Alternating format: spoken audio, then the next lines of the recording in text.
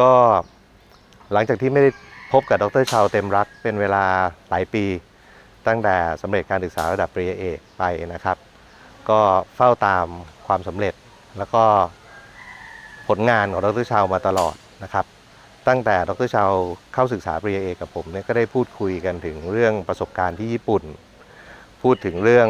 เป้าหมายรวมทั้งสิ่งที่ดร.ชาวอยากจะทำให้กับบ้านเกิดแล้วก็ให้กับสังคมไทยเรานะครับ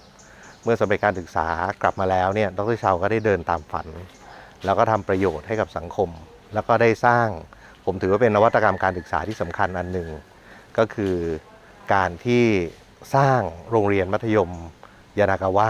นะครับหรือว่าถ้าภาษาอังกฤษก็จะเรียกว่ายานากาวะจูเนียร์ไฮนะครับโดยเปิดสอนในระดับมัธยมศึกษาตอนต้นนะครับคือชั้นมัธยมศึกษาปีที่1ถึงปีที่3เตรียมเด็กให้มีความพร้อมทั้งในเรื่องของวุฒิภาวะความรู้ที่สำคัญก็คือ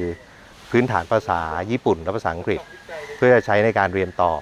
ในระดับที่สูงขึ้นรวมทั้งใช้ในการดำรงชีวิตต่อไปนะครับอันนี้ก็เป็นโรงเรียนต้นแบบที่น่าสนใจแล้วก็ดำเนินการมาแล้วก็มีผลที่ชัดเจนว่าเด็กที่สำเร็จการศึกษาไปเนี่ยสามารถจะศึกษาต่อในระดับที่สูงขึ้นแล้วก็มีความเป็นผู้ใหญ่สามารถประยุกต์สิ่งที่ได้เรียนรู้เนี่ยกับชีวิตจริงนะครับไม่ว่าจะเป็นทางด้านการศึกษาอาชีพหรือว่าการใช้ชีวิตในสังคมผมว่ารูปแบบการศึกษาอนาคตเนี่ยจะเป็นรูปแบบที่มีลักษณะผสมผสานแล้วก็ถ่ายทอดให้เด็กมีความสมบูรณ์มีเข็มทิศชีวิตที่จะพาเขาไปสู่อนาคตแล้วก็จะเป็นกำลังสำคัญของสังคมได้ขอเชียร์ขณะเดียวกันก็ขอให้กำลังใจดร.ชาวให้ดำเนินการทำสิ่งดีๆอย่างนี้ต่อไปกับสังคมครับขอบคุณครับอย่าลืมกดไลค์ กด Subscribe กดแชร์ด้วยนะคะ บ๊ายบาย